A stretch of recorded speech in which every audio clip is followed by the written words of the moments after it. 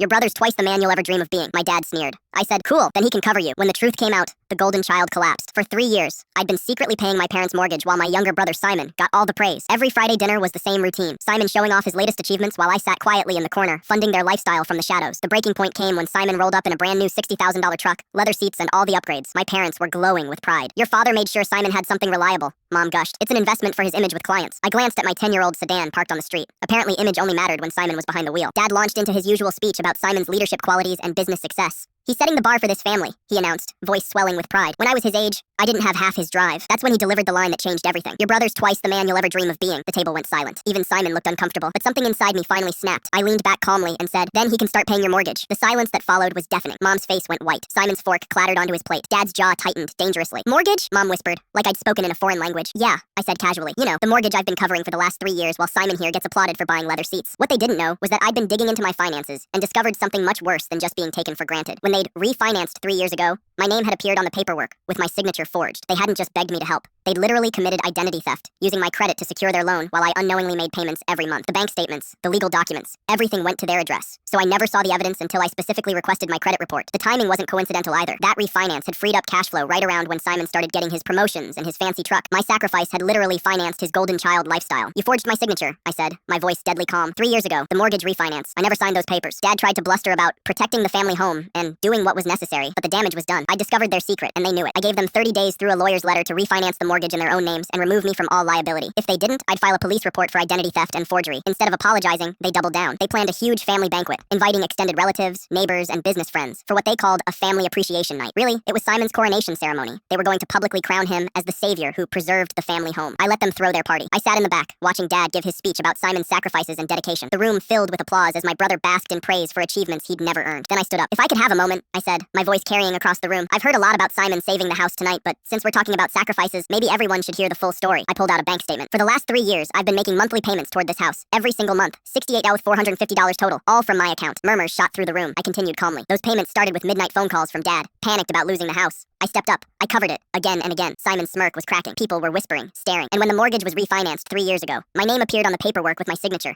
Except I never signed anything. The gasps were audible now. Mom went pale. Dad's face turned stone. So, if you're thanking someone tonight for keeping this house, you're looking at him. The fallout was swift and brutal. Dad lost business clients who didn't want to work with someone who'd forge his own son's signature. Simon's truck stipend got yanked when the company realized what kind of family man Dad really was. Their precious reputation crumbled overnight. Meanwhile, my life leveled up. I got promoted at work, started a successful side business, and bought my own duplex, built with my money, on my terms, with no forged signatures. 2 months later, Simon showed up at my door, shoulders slumped, asking for help with his truck payments. The golden child was finally learning what real responsibility felt like.